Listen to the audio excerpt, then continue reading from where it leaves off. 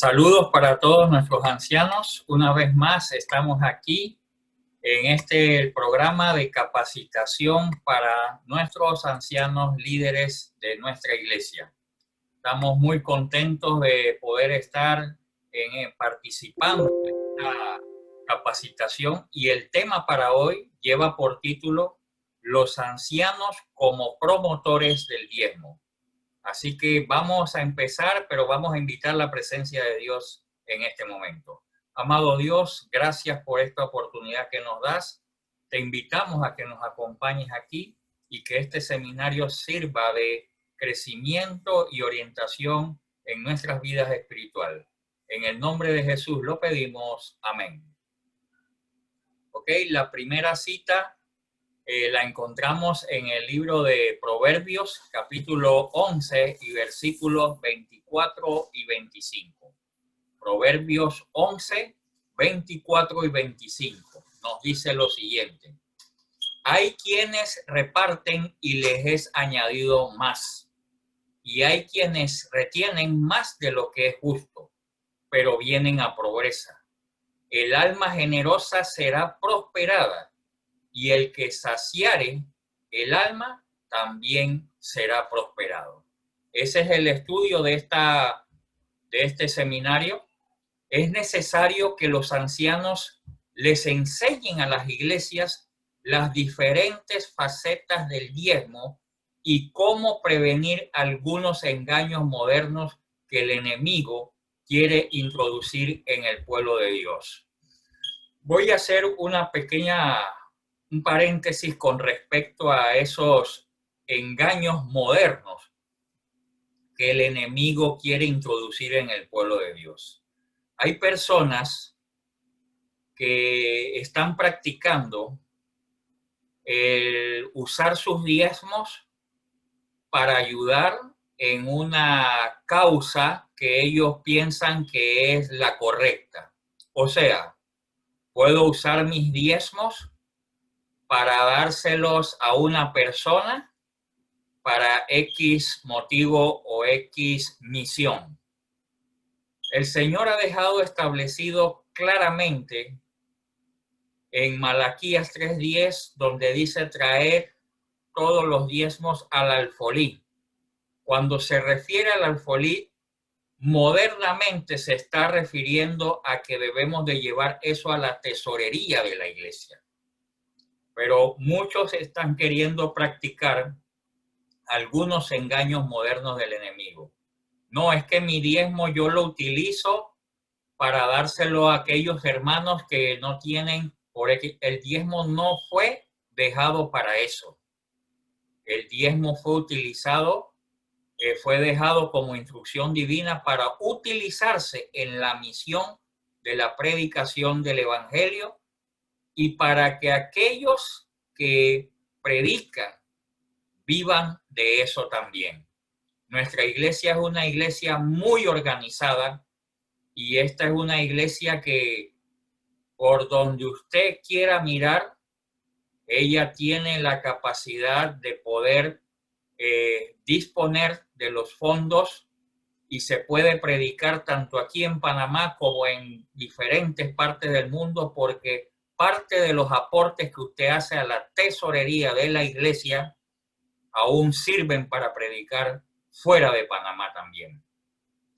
El alma generosa, dice, será prosperada. El diezmo es un 10%, o sea, una décima parte de nuestras entradas o ganancias. Tenemos claro que es el diezmo, es una décima parte, o sea, de 10, 1. Es decir, de $1, 10 centavos de dólar. De $20, $2. Y así de $100, $10. Eso es lo que es el décimo. El primer punto a enfocar aquí es el siguiente. La pobreza no justifica la infidelidad. ¿Ok? La pobreza no justifica la infidelidad. Vamos a mirar esto. Obreros Evangélicos, página 234, nos dice lo siguiente. aun cuando la iglesia se componga mayormente de hermanos pobres, el asunto de la benevolencia sistemática debe explicarse cabalmente y debe adaptarse el plan de todo corazón.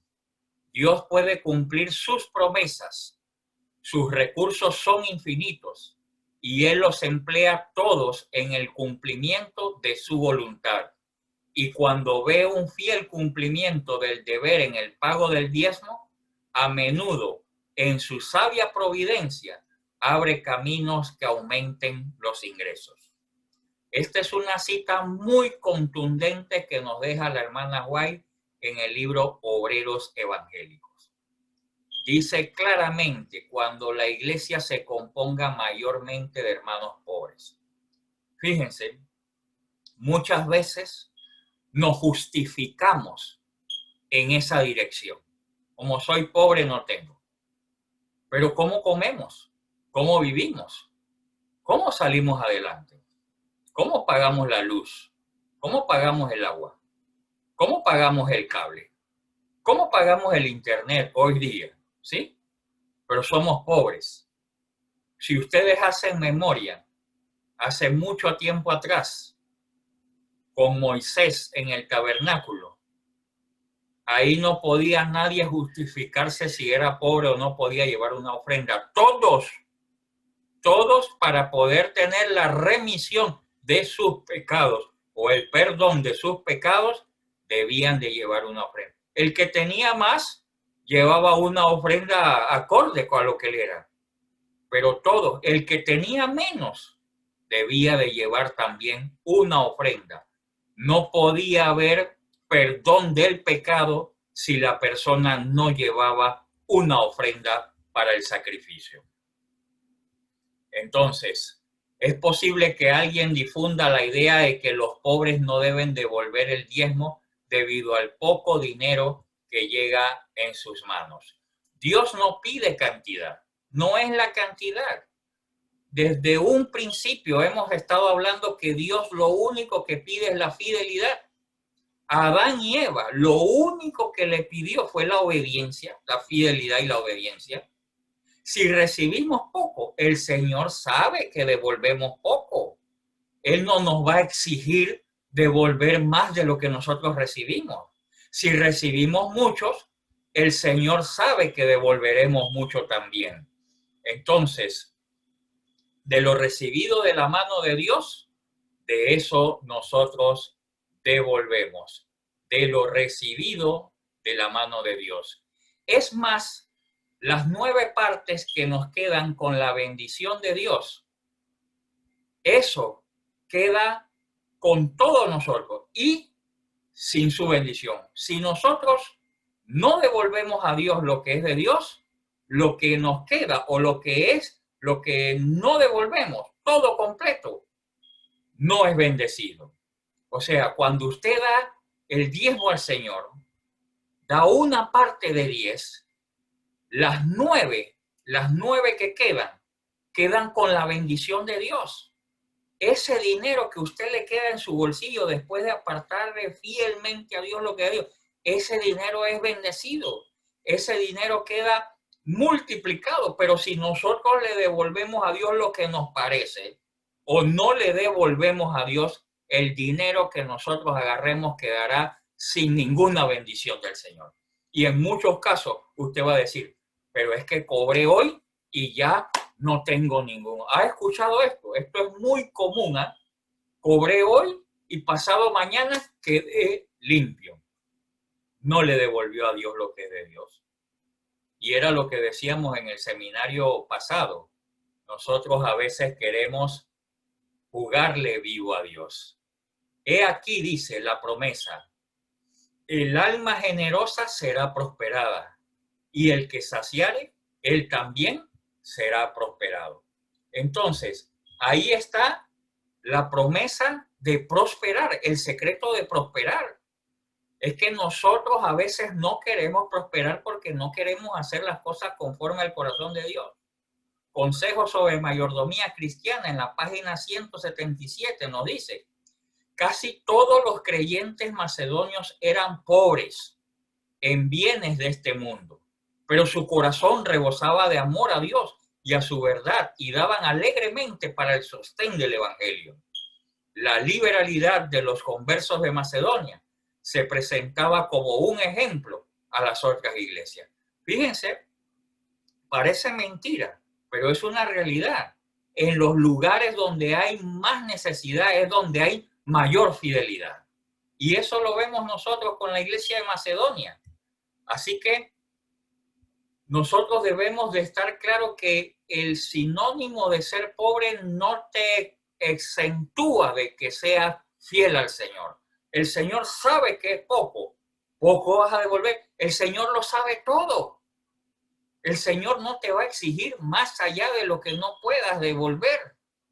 Él ha puesto apenas una regla muy básica que de 10, solo 1 le devuelvas al Señor. Tú quedas con 9.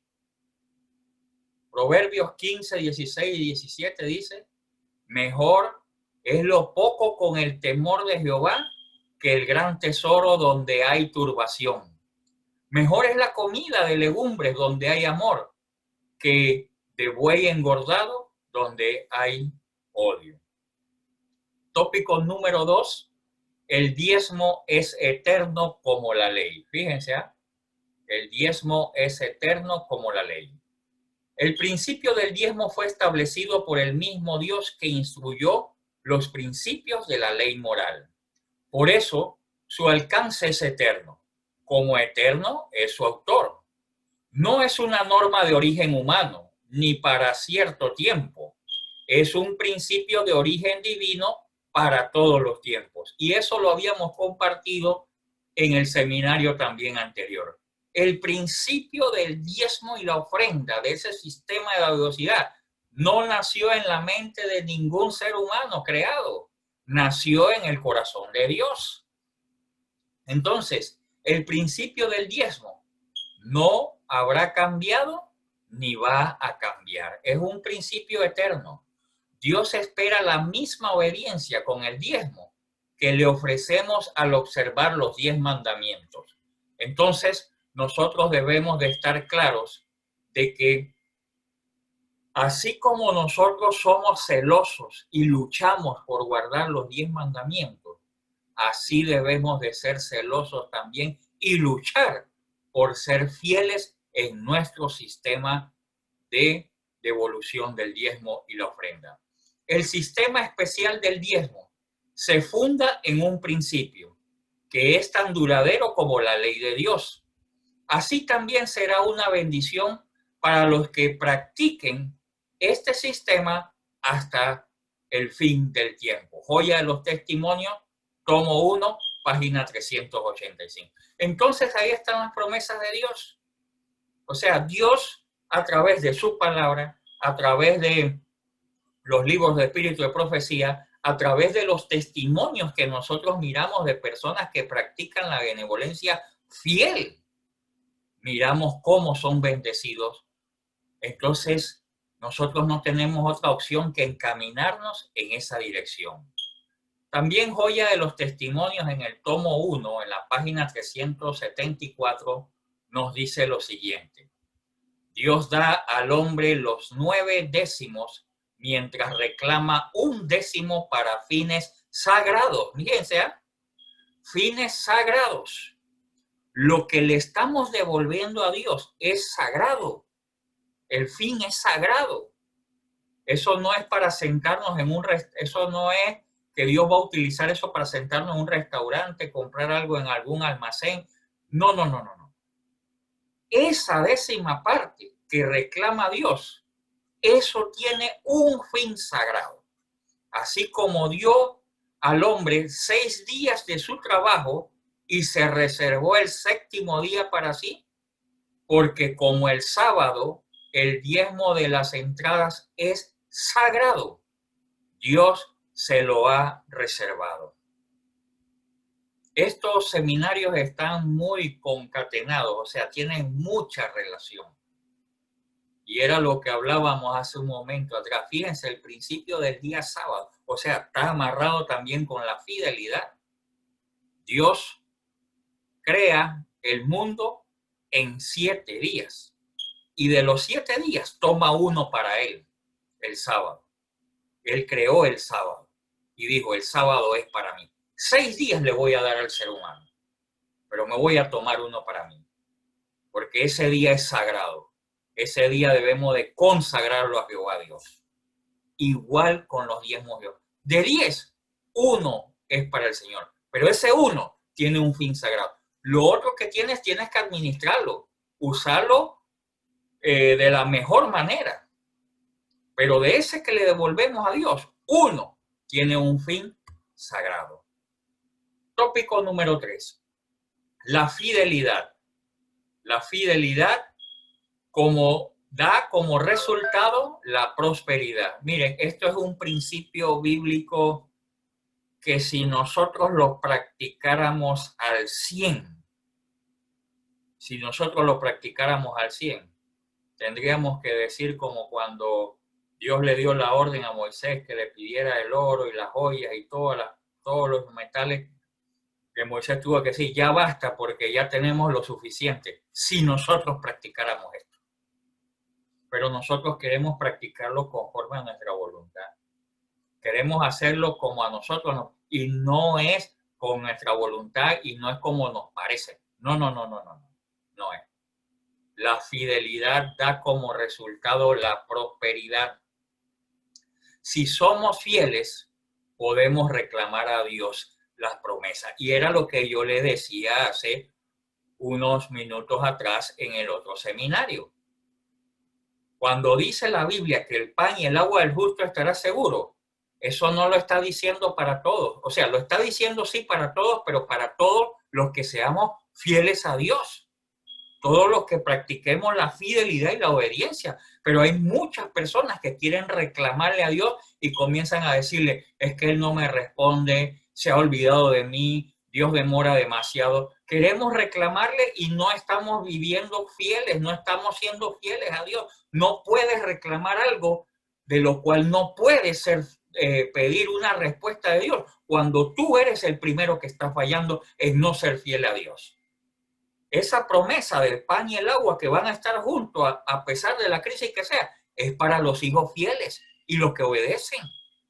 Eso no es para los hijos que medio obedecen o medio fieles, o para los hijos de Dios que no obedecen y que no son fieles. No, esa promesa la puedes reclamar, dice ahí el texto, puedes reclamar esa promesa y el Señor derramará bendiciones hasta que sobreabunde.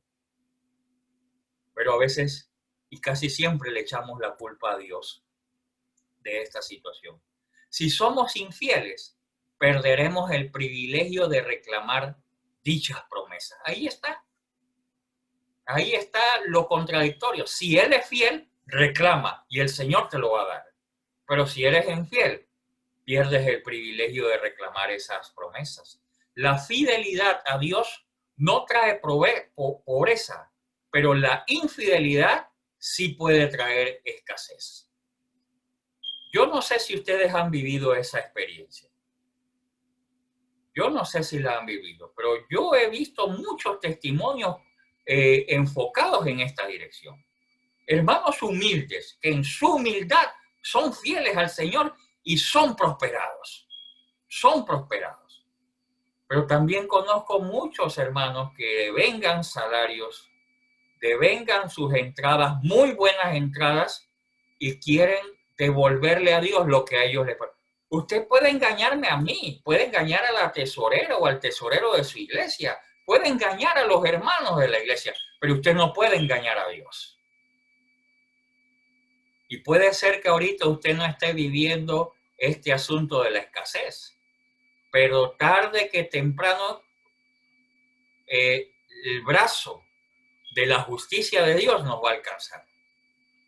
Conociendo y teniendo claro el principio de la tesorería, del sistema de benevolencia y de devolverle a Dios, no deberíamos de estar jugando a estas alturas en esta dirección. Deberíamos de estar convencidos ya totalmente y reafirmando. Estos seminarios deberían de ser para reafirmar nuestra creencia. Nosotros somos distintivos en esta línea de devolverle a Dios sobre el diezmo y la ofrenda, pero devolverlo como dice la palabra de Dios, no como decimos nosotros. Nadie quedará desamparado por devolver a Dios lo que es de él. Pero sí podemos atraer ruina sobre nosotros cuando nos quedamos con lo que le pertenece al Señor. Así es. Solo hay dos caminos, solo hay dos direcciones. Dice Joya de los Testimonios también en la página 385, el tomo 1. Aquellas iglesias que son más sistemáticas y generosas en sostener la causa de Dios son las más prósperas espiritualmente. Usted ha escuchado a veces decir, a mí me gusta ir a esa iglesia porque ahí se siente la presencia de Dios. ¿Es eso? Desinteresadamente los hermanos han entendido que es mejor dar que recibir. Y cuando ellos lo dan de una forma desinteresada, el Señor se encarga de devolvérselo el doble, el triple, 20 veces más. Ese es el secreto de esas iglesias, que cuando usted llega, siente que hay una espiritualidad ahí en ese lugar. Ese es el secreto. Lo que están reteniendo egoístamente sus recursos no necesitan sorprenderse si la mano de Dios los dispersa. Ellos saben por qué los dispersa la mano de Dios. Ellos saben cuando llega la escasez. Ellos saben cuando llegan los problemas y saben el porqué de todos sus problemas. Ellos lo saben. Usted no tiene que ir allá a decirles, mire, es porque usted no está siendo fiel. Ellos lo saben muy bien. Lo que debieron haber dedicado al progreso de la obra y la causa de Dios, pero que retuvieron, puede ser confiado a un hijo pródigo que lo despilfarró por completo. Esa es la comparación con aquellos que no le devuelven a Dios lo que es de Dios. Esa es la comparación. Váyase a la historia bíblica ahí donde dice el hijo pródigo. Busque ese tema, léalo y véase usted como el hijo pródigo. Póngase usted. Hoy día se está usando mucho la palabra empatía. Yo leía esa historia hace un tiempo atrás porque siempre hemos dicho que el hijo pródigo actuó mal. Yo me puse a leer la Biblia y me puse ahí en la situación del hijo pródigo. El hijo pródigo actuó de esa manera porque él pensó que a él no le iba a suceder nada y que él iba a tener dinero para poder sostenerse. Yo he conocido personas que tienen dinero y de la noche a la mañana quedan en la ruina porque se vuelven de esa misma manera. Creen que el dinero lo es todo y el dinero no lo es todo. Un hermoso caballo, orgullo de un corazón vano, puede ser encontrado muerto en el establo. Ocasionalmente puede morir una vaca. Pueden producirse pérdidas en las frutas y otras cosechas. Dios puede dispersar los recursos que prestó a sus administradores si estos se niegan a usarlo para la gloria de Dios. Los recursos que nos provee Dios deben de usarse para la gloria de Dios, no para la gloria de nosotros como seres humanos. Por eso es que decíamos al principio, esto es sagrado. Esto es sagrado. El hecho de que tú tengas un dinero en tu bolsillo, ese dinero pudo haber rodado en muchas manos, pero está en tu bolsillo y como hijo de Dios, ese dinero es sagrado. Vi que algunos no tendrán quizás ninguna de estas pérdidas para recordarles cuán remisos han sido en cuanto a su deber, pero sus casos son tal vez más desesperados. Fíjense, Joya de los Testimonios. El que tiene este libro trate de leerlo, pero no se ponga a ver a otro. Véase usted mismo en el espejo del libro Joya de los Testimonios. Y al final, cuando usted lo lee, usted mismo se va a hacer una autoevaluación y se va a dar cuenta si es o no está haciendo lo correcto delante de los ojos de Dios. Tópico número 4. Recomendaciones finales. Los ancianos necesitan enseñarle a las iglesias, entre otras cosas, lo siguiente. Vamos a mirar qué.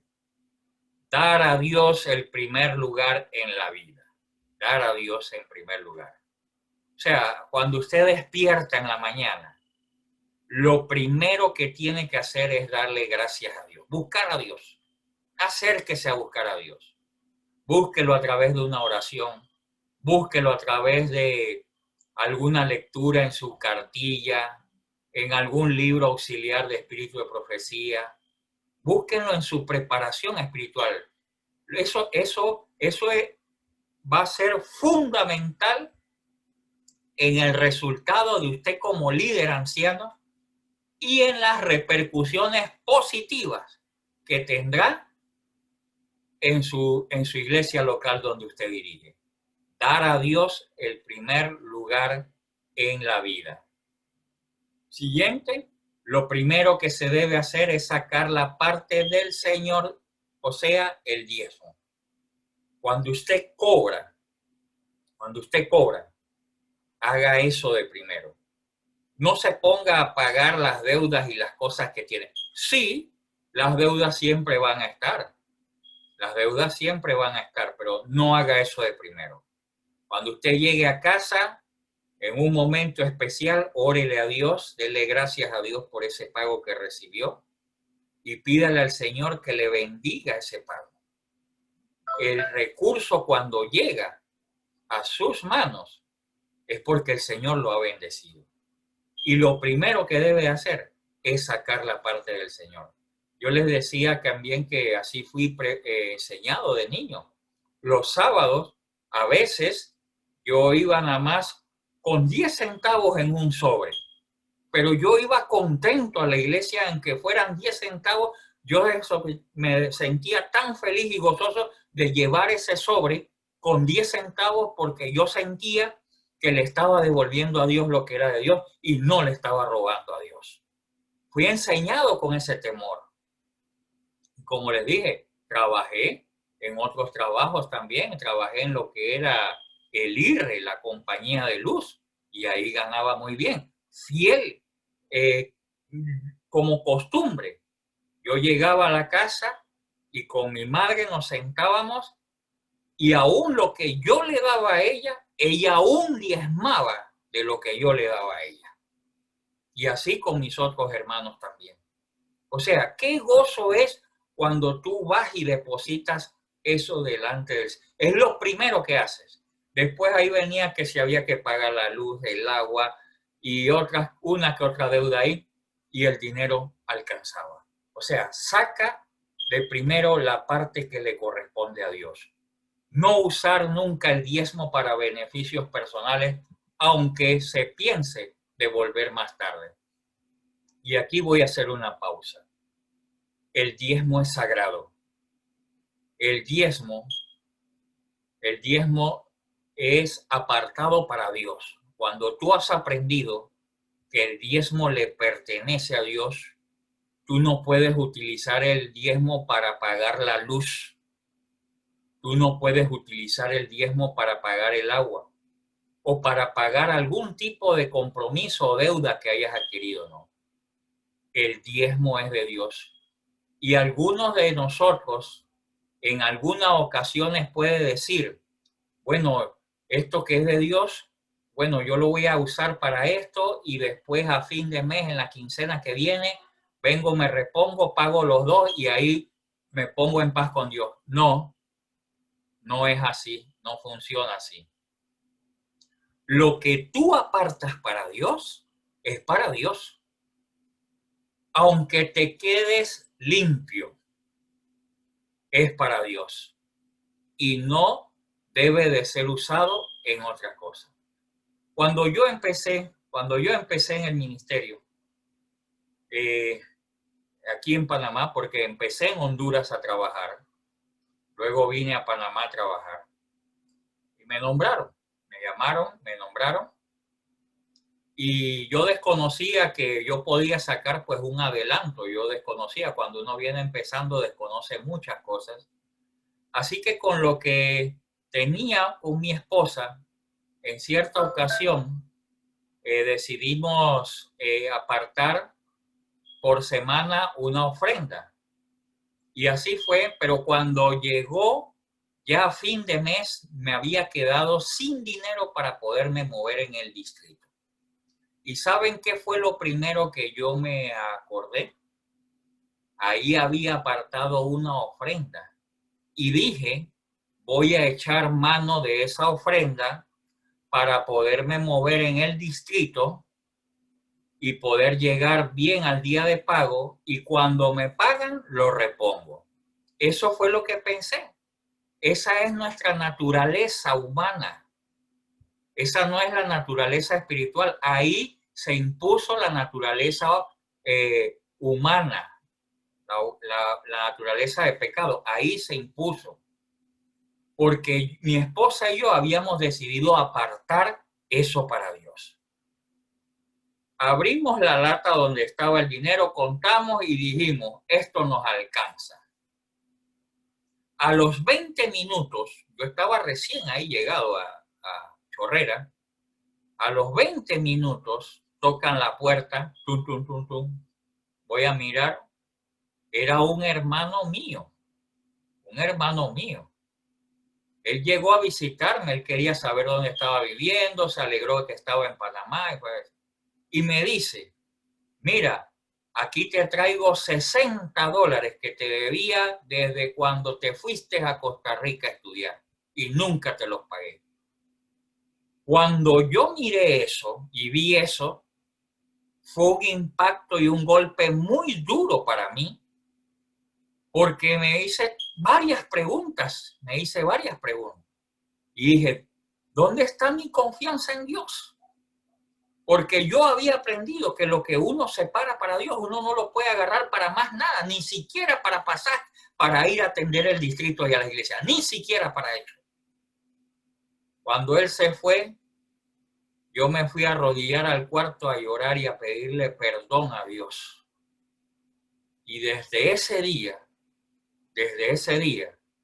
el Señor ha provisto los recursos necesarios para que nunca más vuelva yo a pasar por esa situación. A veces tenemos que aprender golpes duros de esa manera. Y el Señor proveyó. Yo, gracias a Dios, no utilicé el dinero, lo dejé ahí. Es más, de los $60, aporté más y le di gracias a Dios por ver la maravillosa presencia y por ver cómo de una u otra manera nos va a proveer lo que necesitamos. No podemos utilizar lo que es el diezmo ni las ofrendas que usted aparta para Dios para suplir necesidades o emergencias. Lo que usted apartó para Dios es para Dios y punto. Eso no es negociable. Recordar que el compromiso de mayordomía con Dios, ese compromiso que nosotros tenemos de mayordomía con Dios, termina cuando se devuelve el diezmo. El ser consciente que el diezmo no es propio, es de Dios. Lo que Dios mira no es la cantidad, sino mira la fidelidad. La fidelidad a Dios trae abundancia de bendiciones espirituales en la vida de nosotros. Bendiciones materiales, y cuando Dios ve en un fiel cumplimiento del deber en el pago del diezmo, a menudo en su sabia providencia abre caminos para que aumenten los ingresos del individuo. Obreros Evangélicos, página 234. Conclusión. El que proclama el mensaje de misericordia a los hombres caídos tiene también otra obra que hacer, a saber, la de presentar a la gente el deber de sostener la obra de Dios con sus recursos. Así que, mis amados hermanos, tengamos presente esto, que nosotros le debemos obediencia y fidelidad a Dios.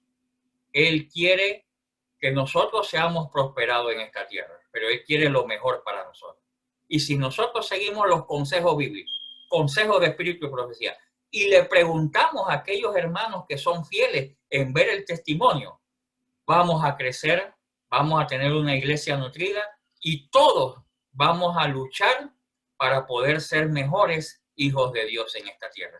Que el Señor te bendiga en este momento y recuerda, estos seminarios son para el crecimiento espiritual de nosotros como hijos de Dios. Vamos a inclinar el rostro y vamos a tener una palabra de oración. Amado Dios, gracias te damos. Gracias por tu misericordia. Gracias por tu amor. Queremos darte gracias por estos seminarios. Ayúdanos a entender que estos seminarios son de bendición, de crecimiento espiritual en nuestra vida. Lo único que quiere Dios para nosotros es fidelidad y obediencia. Ayúdanos a poder conseguirla a través de nuestra relación con Cristo Jesús. Gracias, Señor, por todo lo que nos das. En el nombre de Jesús. Amén. Gracias. Gracias a todos nuestros hermanos. Que el Señor me los bendiga. Y recuerden, vamos a crecer y vamos a hacer mejores las cosas. Y vamos a luchar para que esto tenga una incidencia profunda en nuestra hermandad y podamos ser salvos en su nombre. Que el Señor te bendiga en estos momentos. Bendiciones.